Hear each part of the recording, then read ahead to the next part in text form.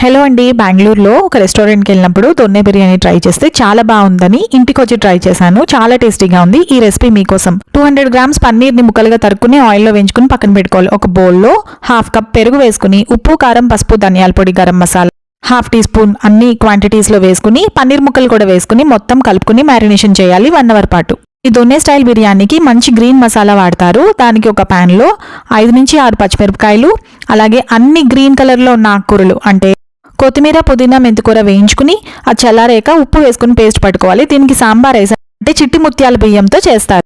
అవి లేకపోతే మామూలు బియ్యంతో కూడా చేసుకోవచ్చు. ఒక కుక్కర్లో ఆయిల్ వేసుకుని బిర్యానీ దినుసులు వేసుకుని ఉల్లిపాయలు, టమాటాలు వేయించుకుని పచ్చిబఠానీ కూడా వేసుకుని వేయించుకోవాలి. అలాగే ఇందాక మనం ఏదైతే మ్యారినేషన్ చేసుకున్నామో పన్నీర్ని అది కూడా వేసి ఒకసారి మొత్తం వేయించుకోవాలి.